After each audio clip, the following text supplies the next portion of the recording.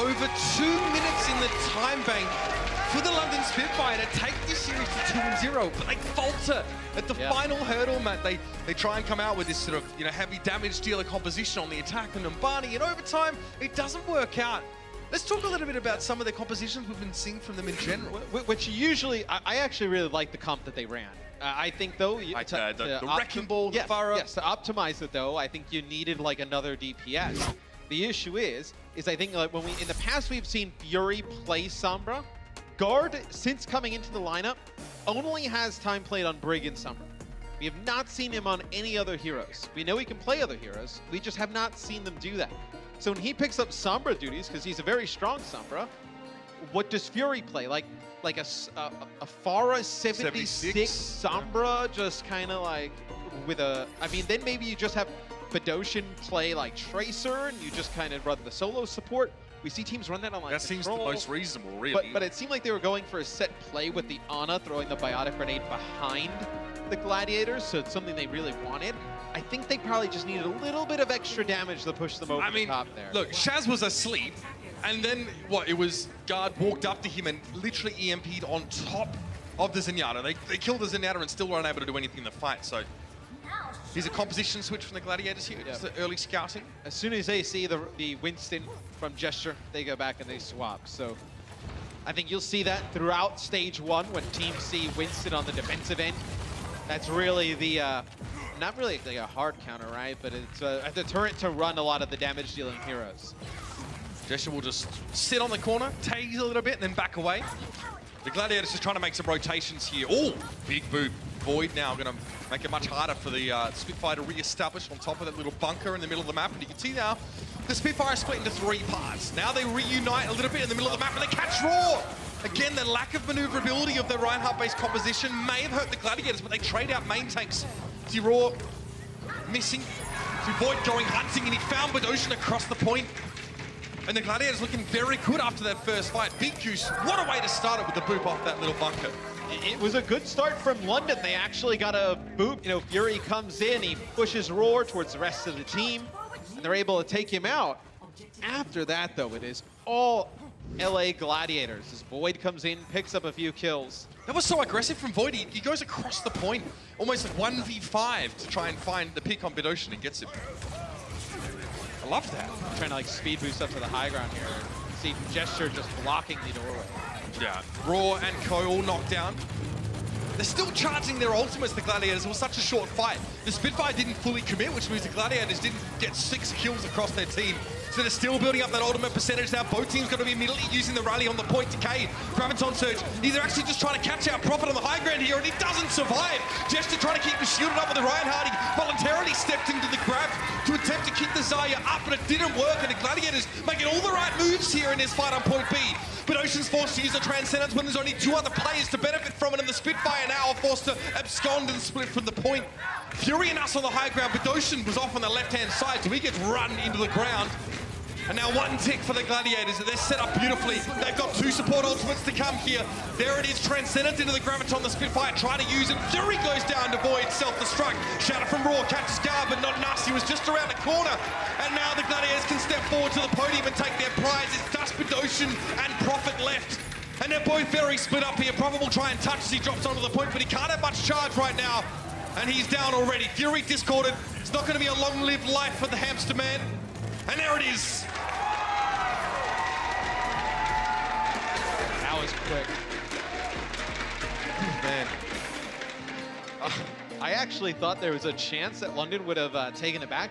We were on board with Decay, and Roar's getting low, and he turns to his left to bubble him, and right as he goes to bubble him, Void is actually trying to go to the high ground to the right, and he flies right into his like line of sight, and he actually bubbles Void instead. They lose Roar, and I was like, oh man, I was like, just that little play is gonna make a difference, but they're able to hold on and complete it. 5 minutes and 16 seconds in the time bank. That is an unreal time there for the Gladiators. We talked about in map 1 that it was apparent the Gladiators were trying to focus Prophet down. Prophet had the highest amount of deaths after that first round on Busan.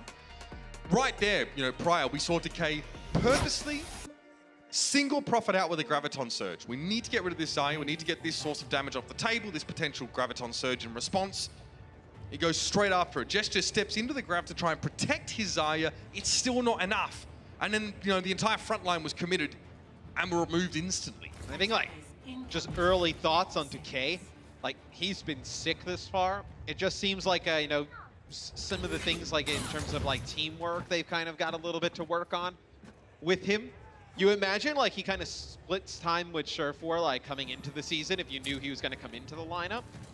You still needed to get Surefour, like, a good amount of run for the first few weeks. You can't lose those games early, but mechanically, the guy is sick, right? I mean, he has looked phenomenal thus far. Yeah, one of the small cohort of players that are all turning, you know, coming of age or turning 18 around this time of year. Stratus was obviously another one of those for the Washington Justice in his debut yesterday. So what's Gesture looking for here? Probably looking to see if there's anyone in an exploitable position. Notes that, of course, the Gladiators are on the high grounds. He jumps up there straight away. Obviously, Fury had to chase Gesture in to make sure that he didn't immediately get vaporized by all the forthcoming damage. But now it's just Hydration and Decay on the high ground. Decay, if he gets knocked off, it's hard for him to get back up. It's one of the more interesting scenarios of, like, Winston 3-3 versus Winston 3-3. Usually the offensive team would just go to Reinhardt, just take advantage of the extra damage Reinhardt to get, you know, try and bait the Winston in. But London wants to stay on the Winston here, as now we'll have the 3-3 mirror with the Winston and main tank. Yeah, normally if you're playing the Reinhardt in the 3-3, you want the Winston team you want to force him to commit fully, right? Get value for your Reinhardt, a lot of AoE damage as he swings a hammer. Gesture was discorded, so he's backing up here. You can see from the high ground, Fury's using all of his D-Matrix just to keep the Spitfire up. They needed to keep Guard alive as well. Guard was almost taken out there, so you lose all that, the repair pack HP regen for either your tanks or maybe even the support. So you can't have Guard die playing the break. You don't want to lose that ability. The Spitfire don't have time to waste. Think back to how quickly the Gladiators managed to finish this map. London need to make a big dent and quickly. Roar is down. No surprise there. The Gladiators used him very aggressively on that offensive half as well. Guard was traded out for him now in the 5v5. Gesture looking very healthy. Sound barrier and will have the primal rage if he needs to use it. But all he can really do is hang around on the point for a little while. The rest of the Spitfire is set up behind Prophet here. They're going to go again after a brief regroup period. Yeah, you may try and use Primal to get out the Transcendence that Shaz has with everybody grouped up in this area.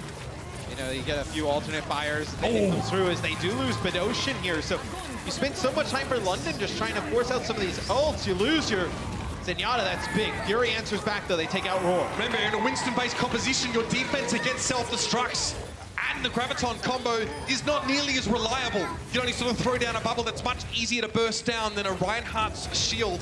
It's like a quarter of the total hit points. Gesture dropping back down, finding Big Goose though, and it's been a protracted engagement, a long fight. Roar uses Primal Rage just to get to the point as quickly as possible now, but Void is quite low, he's forced to step away. Decay gets that Graviton surge in now. Guard somehow still alive. Not really much that Roar could have done there. Void even committing deep into that fight, but he is removed. And now the Spitfire will get themselves point A with a Transcendence and a grab to bring on to point B. Yeah, Gladiators probably switch off of Winston. They'll go Reinhardt here on the point B defense. Still though, the London Spitfire can't beat the Gladiators' time. That's how fast they were on their offensive push. Let's see though, nothing against this grab. Don't want to jinx it, we haven't seen a grab eaten in this match yet, so. Despite both these teams featuring very high caliber D.Va players, that's right. Prophet, ooh, that's the one go down range.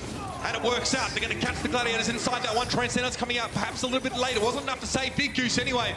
Guard trying to stay behind Gesture. His shield isn't the biggest one on this playground. And now that's 2 ticks already for the Spitfire. The Gladiators just have to throw themselves in now. Rallying first. Hydration was the one bubbled, not Raw. So Raw probably playing a little bit more passively now in the early stages of this fight, especially with how charged up Prophet is. Raw now is trying to come forward. Big stun though towards Prophet. There was Hydration to set that one up. He went down to the self-destruct. As a result, now a sound barrier here for the Gladiators just to keep them durable. They were looking like they would lose the flat. Slow and steady wins the race. 94.9% for the Spitfire. And they don't fully capture. And the Gladiators just get further in front with every passing second. And they use the survivability of Brigitte during rally when Hydration pushes onto the point. Rally active, you also have the bubble. You don't need to kind of like sacrifice your Reinhardt in that position. Because the Brig, you know, you're just regenerating a lot of health, you know, gaining armor, you're faster, you're a tougher target to hit. London had a significant ult advantage coming into that last fight, but because it was such a long fight, the Gladiators evened it up, and now they're ahead.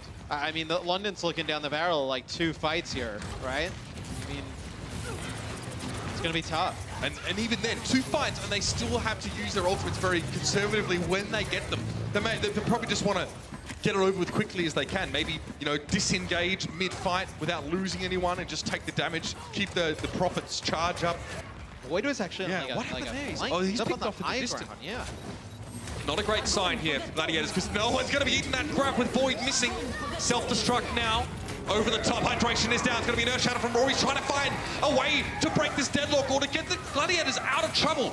Gesture, oh, perfect work. Gesture tries to charge into Roar after he sort of makes himself vulnerable by doing so. Big Goose knocks him out of the way. Still, Roar's taken down by Bedosian. When you're charging, you do not have your shield.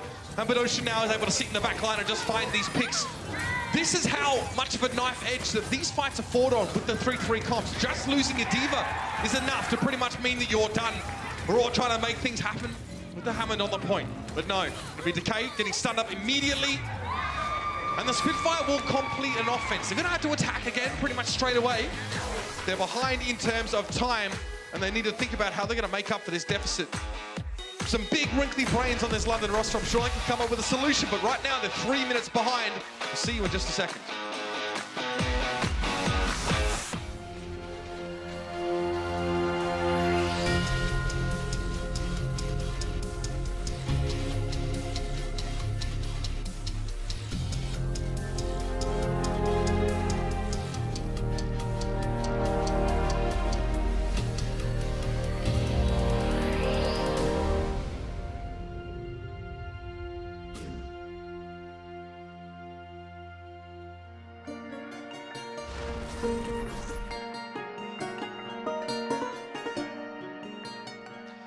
As a concept you can take into your games at home, ladies and germs, losing your Diva player when you need to defend is not ideal. See what happened here is... Oh, It's possibly got booped off the edge there. got booped. You wouldn't just go down there with the mindset of you'll just shift back up with so much like stun. Well, Void probably used his boosters to get on that platform, and then it was a matter of Nas just knocking him down. And he would have had at least 4 seconds on the cooldown, so wouldn't have been able to get back up there. Nicely done. That's how you sort of, you know, find a crack in the dam, so to speak, and break through it. So the Spitfire still have to attack again. You'll see that this has to be rather expedient. Both teams thinking about that. Winston in the 3-3. Fury would like to try and control the high ground for his team, but very aggressively does Hydration shield bash forward and stun him up to knock him down. Eventually, the Gladiators have to give up that ground. They can't stay there forever. It's just how do the defensive Winston play against this? Do you just kind of counter dive? And that's exactly what they do. So when Gesture jumps in, Roar just goes straight for the back line. Look, personally, I think this suits Roar quite a lot. Yeah. He's very aggressive and wants to be the first one in the fight. Both he and Void actually have taken great risks in order to secure kills. I think back to the first attack for the Gladiators at this point, where Void charged straight after Bedosian and just ground him into dust. And see, now with that fight one, it's a huge pressure relief valve for the Gladiators. They can now set up back on this high ground, they can trade, they can get charged for Decay, who's probably still looking pretty good, whereas Prophet has to reset in that regard. I mean, Gesture does get pretty close to Primal Rage as compared to Roar. So maybe use this Primal Rage can just kind of cause some chaos. Maybe you get, you know, a rally invested as... looks like Hydration will use Rally, and look at that. That's so annoying for him. Gesture just goes right over the top. It's the counter dive. And then instead, when Gesture moves in, they just speed boost right underneath him. And then you see from his POV, he's just kind of stuck there on the point. And Gesture, guys, where is the only way Gesture could have been involved in that fight is if he had used his Primal Rage in that moment to give himself a reset on his jump pack cooldown. So he sat there looking like a stunned mullet, and the rest of his team were just getting smacked in the corner. I mean, he burst.